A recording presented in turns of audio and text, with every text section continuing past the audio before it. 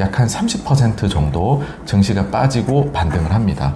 이번에 보시면은 20한 8, 9% 정도 빠지고 반등이 나오고 있거든요. 그 차례의 공통점은 뭐냐면 실업률이 안 올라갔습니다. 지금까지는 문제가 없거든요. 다행히도. 근데 만약 이게 너무 문제가 될 정도로 둔화가 된다, 경색이 일어난다라고 하면은 또 좀 조심히 봐야 되지 않을까 싶습니다.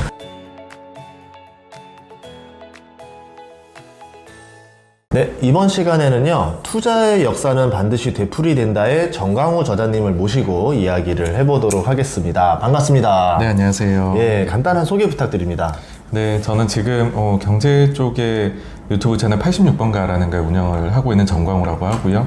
그 전에는 한국투자밸류자산 운용이라는 곳에서 한 10여 년 정도 펀드 매니저 근무를 했었습니다. 그래서 요번엔 또 어쩌다 보니까는 책을 내게 돼가지고서 또 그 계기로 만나 뵙게 됐네요. 반갑습니다. 반갑습니다. 네. 그럼 지금은 그런 유튜브도 하시고, 뭐 개인 투자도 하고 계시고요? 네, 뭐 주식 관련된 그런 것들을 하고 있습니다. 얼마나, 부럽습니다. 아무래도 또 그쪽 출신이시다 보니까. 네. 얼마나 잘하겠어요. 네. 그래서 거시경제 얘기를 많이 해주시는데, 네. 오늘 조금 단도직입적으로 여쭤보도록 하겠습니다. 투자의 역사가 되풀이된다, 이게 무슨 뜻입니까? 주식을 하면 우린 사실 미래를 예상을 하는 거잖아요. 근데 미래를 예상하려고 해보니까 그 길잡이가 되는 거는 역설적으로 과거다라는 거죠. 왜냐면은 지금 우리가 겪고 있는 일들이 사실은 과거에 한두 번씩은 다 좀 반복이 되었었던 일들이기 때문에 뭐 그런 것이다라고 보는데요. 뭐 가령 예를 들면은 연준이 긴축을 한다. 그럼 과거에도 긴축을 했었으니까 그런 것들을 공부를 하면 투자에 도움이 되는구나.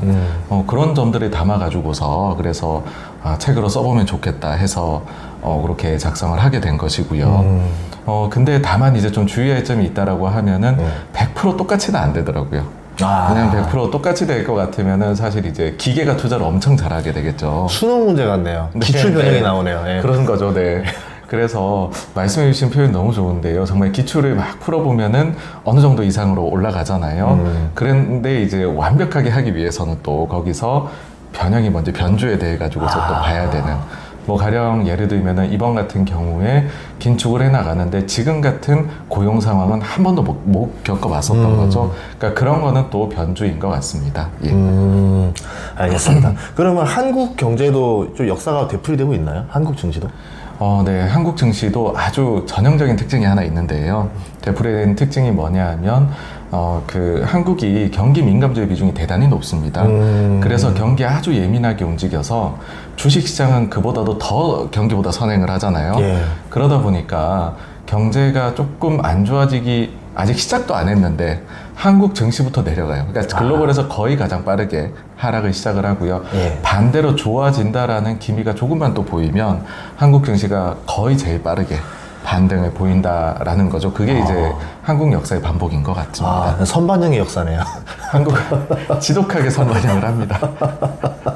근데 실제로 그러고 보니까 약간 한국 증시가 최근에도 나스닥보다 조금 더 빨리 움직였었잖아요. 네, 그렇습니다. 그리고 나서 지금 나스닥도 오르고 있거든요. 네. 그러니까는 뭐 이번에 하락도 보시면 미국은 21년도 말 아니면 22년 초부터 이제 고점을 찍고 하락을 했는데 우리는 삼성전자가 21년도 초에 그 다음에 우리 뭐 코스피, 코스닥 지수는 21년도 상반기에 고점 찍고 내려오기 시작을 했거든요. 반대로 이제 이번에 반등을 할 때에도 우리는 9월 말에 저점을 찍었고 미국은 10월 달에 또 해서 또 조금 빠르게 그래서 아주 뭐 전형적인 모습을 보이고 있는 것 같습니다. 그러면 이제 중요한 거는 이제 넥스트인데 어떻게 보세요? 이제 미국 그리고 한국. 네. 그러니까는 앞으로를 봤었을 때는 역시나 한국은 뭐 그 특성을 계속 유지를 하지 않을까인데 과거에 살펴보시게 되면 한국은 그 이제 증시가 흔히들 우리가 순환한다는 얘기를 하잖아요. 그런 순환 국면에서 실적 장세 전반부까지는 한국 시장이 가장 돋보일 수 있는 시기입니다. 그러니까는 우리가 강세장이라고 하면은 금융장세, 실적장세, 그다음에 약세장인 역금융, 역실적장세 요렇게로 넘어가게 되잖아요. 근데 금융장세부터 해가지고서 실적장세 전반부까지는 경기 민감한 주식들이 굉장히 잘 움직이거든요. 근데 지금이 그런 상황에 들어와 있지 않느냐라 생각을 하고 그러면은 우리가 아직까지는 좀 더 긍정적으로 봐야 될 부분이 있지 않을까 이고요. 그 다음에 미국의 경우에는 미국이 과거 증시를 이렇게 안 좋았던 시기를 평균적으로 보게 되면 소위 말해서 침체가 왔던 시기들, 침체. 네, 예. 경기 침체가 왔던 시기들을 평균적으로 해보면은 S&P 500 기준으로 고점 대비해서 약 한 30% 정도 증시가 빠지고 반등을 합니다. 네, 이번에 보시면은 20한 8, 9% 정도 빠지고 반등이 나오고 있거든요. 근데 우리가 평균이라고 하면은 막 금융위기나 이런 거에 다 들어가 있어서 중간값을 한번 따져보면 중간값이 28%거든요, 마이너스. 그래서 딱 그 정도 수준의 하락을 하고서 지금 반등을 보였다라는 거고, 그렇다라고 하면은요, 만약에 침체에 정말 운 좋게 들어가지 않는다라고 하면 정말 긍정적으로 보일 거고요. 만약에 침체 중에서도 깊은 침체하고 얕은 침체가 있을 텐데, 얕은 침체라고 하면은 이건 이미 반영이 다 됐다라고도 볼 수 있는 거죠. 그래서 남아있는 거는 오직 깊은 침체가 올 것이냐 여부인 거고, 그렇지 않다라고 보면은 저는 사실 그런 가능성은 되게 낮다고 생각을 합니다. 그러면은 뭐 또 미국도 긍정적으로 볼 필요가 있지 않을까, 그렇게도 생각을 합니다. 그러니까 이제 깊이 정도는 얼추 그 역사적인 평균은 와 있는데 이 바닥이 이중 바닥일지 뭐 삼중 바닥일지는 알 수 없는 거다, 이 얘기죠. 네, 예. 왜냐면은 뭐 정말로 깊은 침체가 와버리면 그러면은 다시 한번 또 이게 안 좋을 수가 있기 때문에 그렇습니다. 알겠습니다. 이제 금리 인상도 이제 종료 얘기가 많이 나오고 있는데 아직까지는 또 아니다, 조금 더 올라갈 수도 있다, 이런 얘기도 있어요. 어떻게 보세요? 네네. 연준은요, 말을 할 때 굉장히 그 표현을 조심스럽게 합니다. 그래서 저는 이제 연준을 좀 많이 봐왔었어요.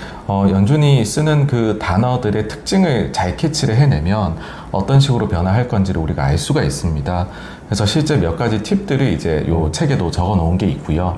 그다음 가장 최근에 제가 볼 때 팁이 될 수 있을 만한 거는 2006년 사례 같아요.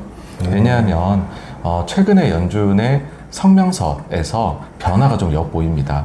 근데 그렇게 변화해 나가는 과정 자체가 2006년하고 거의 똑같습니다. 오. 그러니까는 2006년도에도요, 네. 금리를 뭐 인상해 나가겠다라고 할 때는 그때는 뭐 measured pace라는 표현을 썼었고, 지금 같은 경우에는 ongoing increase라는 표현을 썼었어요. 이게 대꾸가 되는 표현이고, 그 이후에 금리가 우리가 거의 인상을 그 최종금리 수준까지 온 것 같아라고 할 때에는 요 단어를 좀 바꿉니다. 2006년도에도 똑같이 그렇게 바뀌었었고요. 그러고 나서 연준이 마지막으로 2006년에 올렸던 때는 6월 회의거든요. 예. 근데 그 6월 회의 때는 뭐가 바뀌느냐 하면은 이제 그 금리 인상에 대한 표현을 할 때 위원회가 생각하기로는 이라는 표현으로부터 원래는 문장이 시작을 해요. 근데 그게 빠져버립니다. 빠지고 향후 이제 향후 정책의 정도, 범위라는 표현으로 바뀌어요. extent라는 표현이 들어오고 표현들이 이제 문장이 싹 다 바뀌게 되는데 이번에도 똑같이 바뀌었습니다. 그래서 이런 표현의 변화를 봤을 때는 그때가 마지막 인상이었거든요. 예. 그래서 제 생각에는 경제 데이터가 아주 독특하게 나오지 않는 한에서는 지난번 회의가 마지막 인상이었지 않았을까라고 보고요. 요 점 같은 경우는 그때 당시에 연준 의장을 맡았었던 버냉키의 회고록에서도 드러납니다. 그분이 쓰신 그 행동하는 용기라는 책이 있는데 거기에 보시게 되면 그때 6월 당시에 그토록 표현을 바꾸었을 때 속마음은 어땠느냐를 적어 놓은 게 있거든요. 거기에서 사실 본인은 이제 더 이상 금리를 올리기 싫었다라는 표현이 나와 있고, 그래서 그런 식으로 표현을 했다라고 적혀 있거든요.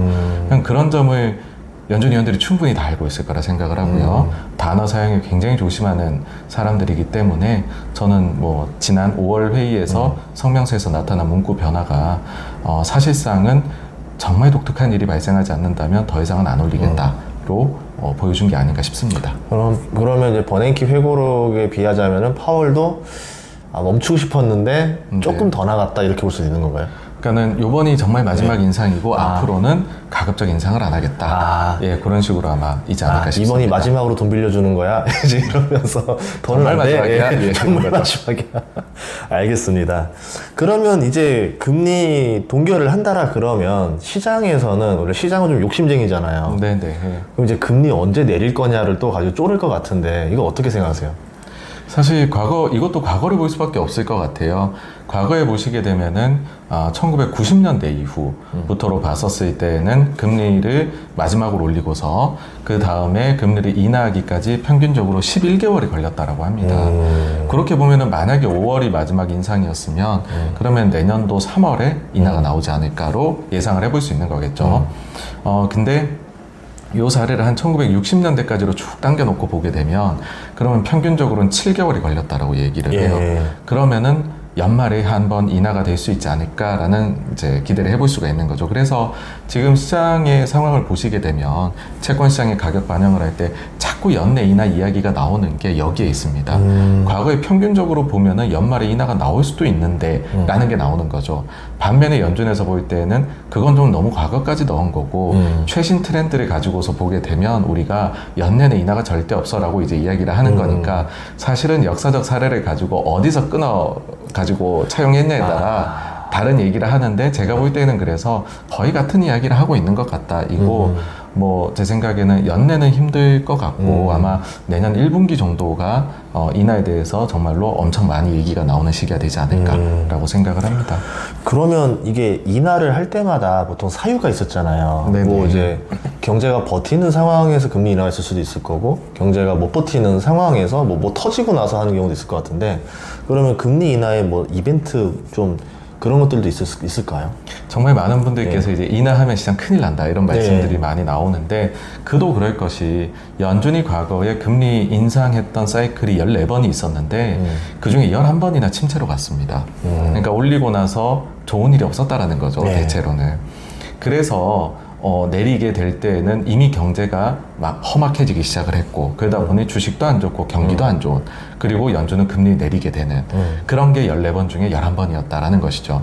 근데 3번의 예외 사례가 있습니다. 이게 저는 이제 연준 승리의 역사다라고 해가지고 책에 적었는데 그 60년대 중반, 80년대 중반, 90년대 중반 이렇게 3번이 있거든요. 그 3차례의 공통점은 뭐냐 하면 실업률이 안 올라갔습니다. 그러니까는 연준이 긴축을 하고 그 뒤에 금리를 내려가려고 하는데도 불구하고 고용시장이 버텨버리니까 침체를 겪지 않고 금리 인상 그 뒤에 인하하고 하는데에도 아무런 거리낌 없이 이제 넘어갔던 거죠. 그렇게 놓고 보면 이번에 우리가 경험하고 있는 이 고용시장이 너무나 독특합니다. 그러네요. 그러니까는 원래 같으면은 실업자 한 명당 일자리가 적게 열려 있어야 돼요. 그래서 실업자끼리 경쟁을 해야 되죠. 좋은 일자리를 얻기 위해. 근데 코로나 이후에는 일할 사람이 부족해가지고서 실업자 한 명당 일자리가 막 2개씩 열려 있었잖아요. 그러다 보니까 혹시나 이번에는 경제가 좀 둔화가 되어도 일할 사람이 너무 없으니 바로 구조조정에 나서기보다는 구인 공고 낸 것부터 확 줄여버리지 않을까. 그것만으로도 경기 둔화에 어느 정도 대응한 예전으로 치면은 마치 실업이 증가한 것과 같은 효과로 대치가 되어버리고 실제 실업의 증가는 대단히 제한적이지 않을까. 그러면 소비는 유지가 되고 미국이 침체는 안 빠지고 둔화 정도에서 다시 반등이 나오지 않을까라는 이제 시나리오가 써지는 것이고요. 이 얘기를 이제 뭐 작년 말부터 파월 의장도 계속해서 이 고용시장을 가지고서 이와 같은 논리로 이야기를 펼치고 있습니다. 알겠습니다. 자, 그러면은 미국 경제 어쨌든 금리 동결 이후 하고 이제 부채 한도 협상 끝나고 나면은 사람들이 이제 악재가 없다라고 생각하는데 그렇지 않다 또 이렇게 보시는 분들도 있어요. 네네. 또 악재로 좀 볼만한 요인들이 있을까요? 결국에 미국에 있어가지고서 가장 뭐 안 좋은 쪽으로 중요하게 보셔야 되는 쪽은 저희가 조심해서 봐야 되는 거는 신용 창출이 계속 잘 될 수 있느냐입니다. 그러니까는 최근에 실리콘밸리 은행 사태가 있었고 그러자마자 파월 의장을 비롯해서 연준 위원들이 가장 걱정한 거는 계속해서 얘기한 게 신용 경색이거든요. 그러니까는 대출이 어느 정도 나가고 있어야 된다라는 겁니다. 그러니까 가게가 되었든 기업이 되었든 뭐 부실해질 기업이 가져가면 안 되죠. 근데 정말로 건전한데 뭐 일상적으로 자금을 좀 조달받는 경로가 갑자기 막혀버린다. 그러면은 건전한데도 불구하고 도산이 나버릴 수도 있는 거잖아요. 그쵸. 수혈이 안 되는 거잖아요. 그러니까 뭐 수혈이 적재적소에만 딱딱 되면은 아픈 환자도 다시 정상화가 될 수 있는데 이때 수혈이 막히면은 더 안 좋아지게 되니까요. 네네. 그래서 그와 같은 식으로 돈이 잘 돌고 있느냐, 특히나 그 중에서는 신용 창출이 잘 되고 있느냐, 그 부분이 최대 키일 거라고 생각을 하고요. 요 점은 사실 매주 연준에서 은행들의 대출 데이터를 발표를 하거든요. 그 데이터를 보면서 이게 만약에 지금까지는 문제가 없거든요. 다행히도. 근데 만약 이게 너무 문제가 될 정도로 둔화가 된다, 경색이 일어난다라고 하면은 또 좀 조심히 봐야 되지 않을까 싶습니다. 네. 그러면 상업용 부동산 리스크는 어떻게 보세요? 상업용 부동산 리스크 자체가 여기에 엮여 있는 거라고 생각을 합니다. 그러니까 상업용 부동산들도, 그러니까 미국은 우리랑 좀 다른 것이 자금을 부동산에서 조달을 할 때 우리는 전부 다 변동금리로 조달이 되어버리는 거잖아요, 예. 사실상은. 근데 미국의 경우에는 고정금리로 많이 하고요. 또 그 만기 돌아오는 기간을 다양하게 나눕니다. 그러니까는 우리는 뭐 금리 재산정 3개월, 6개월마다 한 번씩인데 미국의 경우에는 뭐 5년에 나눠가지고서 쭉 뿌려가지고서 조달을 하거든요. 그러니까는 올해 그 조달한 자금 중에 만기 돌아온 게 과연 다시 내가 대출을 그만큼 받을 수 있느냐, 그게 연이어서 한 1, 2년, 3년 이어질 수 있느냐, 이게 결국 신용경색하고 맞물려 있고요. 예. 그 과정이 뭐 약간의 마찰은 빚더라도 그래도 필요한 기업들한테는 나간다 라고 되어버리면은, 그러면은 뭐 상업용 부동산 문제도 좀 잘 헤쳐나갈 수 있지 않을까. 결국은 다 신용의 문제다 라고 생각을 합니다. 신용의 문제다. 네. 알겠습니다. 자, 그러고 나서 미국의 리쇼어링, 이것도 어떻게 보면 그동안의 역사에 없었던 일이잖아요. 그전만 해도 어떻게 보면 미국에 있던 공장들이 아시아로 넘어가서 아시아 경제가 활성화됐는데 이걸 다시 들어오라고 한다. 네. 이거 어떻게 보세요? 네, 그 점도 엄청나게 이제 화두가 됐었죠. 그래서 사실 이제 저도 그 요 책 자체가 코로나 기간 다루고 그 이후에는 어떻게 변할까 요거까지도 있는 건데, 코로나 이후에는 뭐가 달라질까 할 때 과거하고의 차이점 중에 하나가 리쇼어링이다 라고 생각을 했어요. 그러니까 리쇼어링이라는 것 자체가, 이 자체가 만들어낼 게 뭐냐 하면은 결국은 더 높은 비용으로 생산이 이루어지게 되고 다른 데에서는 공동화 현상이 발생하게 되면 이거는 경기에도 악영향을 줄 수도 있고 인플레를 높이게 되는 악영향을 줄 수도 있는 부분이거든요. 그쵸. 그래서 그런 부분들은 잠재적으로 리스크 요인이 될 수가 있다.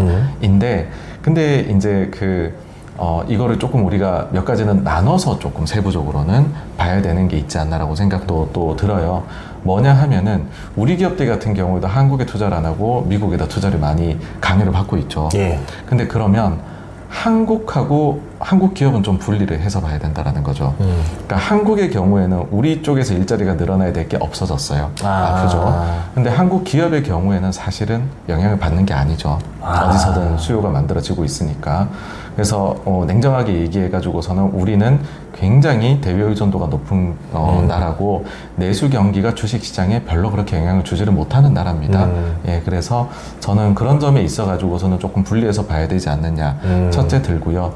그 다음에는 과연 미국이 어디까지를 지금 꿈꾸고 있느냐라고 봤었을 때에 예. 정말로 모든 걸 다 하려고 하는 것이냐. 근데 과거에도 보면은 미국이 좀 본인들이 경쟁력이 떨어졌거나 이런 식으로 뭐 손목을 비틀었던 사례들이 있죠. 예. 제일 대표적으로 일본에 대해 가지고서 예. 막 했고, 80년대에는요 일본에 가가지고서 일본 자동차가 미국으로 수출되는 대수도 제한을 했었고요. 미국의 공장을 만들도록 강요를 하고, 지금과 사실 비슷한 일을 일본이 오롯이 겪었었거든요. 근데 그 사례를 보게 되면 투 트랙으로 왔었어요. 반도체에 대한 제재가 있었고 자동차에 대한 제재가 있었는데 일본이 반도체 쪽에서는 리더십을 많이 잃었죠. 근데 자동차는 계속해서 잘 해냈습니다. 너무 당연할 수도 있는데요. 결국은 여기에 기업들이 올바른 전략으로 대응을 했느냐에 따라서 결과가 나왔더라고요. 그래서 미국의 정책은 오히려 그래서 변수가 되기보다는 상수가 되어버리고 기업들이 활동을 잘하냐 못하느냐가 향후 예상에서의 변수이더라. 뭐 도요타는 잘 된 게 이제 렉서스 내서 뭐 다시 한번 레벨업이 됐었고, 반도체 업체는 한국이나 대만 업체들한테 기술 표준 혁신에서 이제 가격 경쟁력하고도 밀리면서 좀 도태가 되었었죠. 네. 결국은 그냥 스포츠로 치면 룰이 바뀐 건데 그 룰을 이겨내면은 성공하는 거고, 그렇습니다. 못 이기면 진다 이거네요. 네, 결국은 이제 기업도 이제 우리말로 케바케가 되는 거다. 예, 알겠습니다.